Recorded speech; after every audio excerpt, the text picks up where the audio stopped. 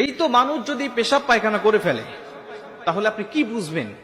অনেক মানুষ আছে যারা মরার পরে, মৃত মানুষ যারা মৃত্যুবরণ করার পরে দেখবেন যে অধিকাংশ মানুষগুলো পেশাব পায়খানা করে ফেলে। বিশেষ করে যারা মৃত মানুষগুলোকে ধৌত করায় তাদের কাছে গিয়ে যদি আপনি তথ্যটা জানতে চান তাহলে এই লিগেল তথ্যটা আপনি তার কাছ থেকে পাবেন।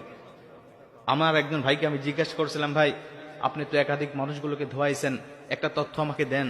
তিনি বলছেন, হুজুর আমি যদি 100 মানুষকে ধৌত করে থাকি, 98 জন মানুষ আমি পেয়েছি যারা মৃত্যুবরণ করার সময় পেশাব পায়খানা করে ফেলে দিয়েছে। মৃত্যুবরণ করার সময় কেন তারা পেশাব পায়খানা করে? আর যদি করে তাহলে আপনি কি বুঝবেন তার কি ভালো মৃত্যু নাকি খারাপ মৃত্যু?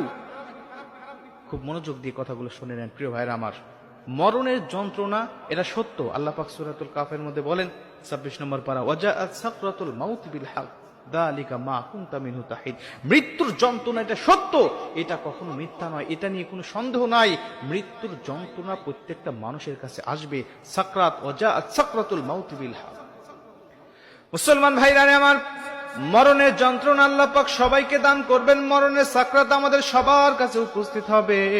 সেই দিন আসার আগে আমাদের সবার পরিবর্তন হতে হবে। মুসলমান বন্ধু, আমার ভিতরে আমলের যদি কোনো ঘাটতি থাকে, আমার ভিতরে যদি আমলের কোনো অপরিপূর্ণতা থাকে, এখন থেকেই পরিপূর্ণতা নিয়ে এসে মরণের জন্য সম্পূর্ণ প্রস্তুতি আমাকে নিতে হবে।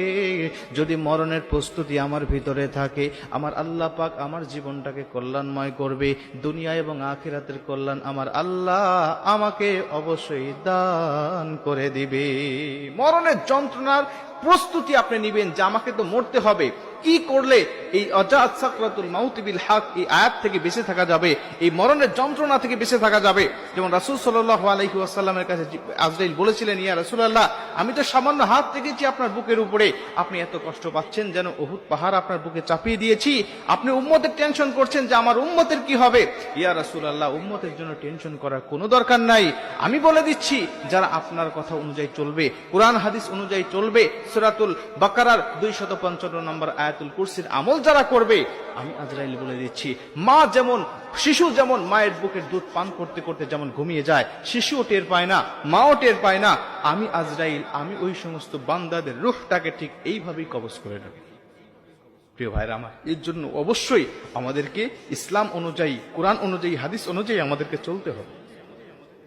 মানুষ মরণের সময় পেশাব করলো অথবা পায়খানা করলো, এর দ্বারা সে ভালো মৃত্যুবরণ করেছে নাকি খারাপ মৃত্যুবরণ করেছে এটার কোনো পার্থক্য আমরা বুঝতে পারবো না। কারণ সাকরাত মুমিনেরও হতে পারে, সাকরাত মরণের যন্ত্রণা এটা কাফিরদেরও হতে পারে, এটা মুখ্য বিষয় নয়। কিন্তু মরণের যন্ত্রণা হওয়ার কারণে যে পেশাব পায়খানা করে ফেলেছে এটা শিওর।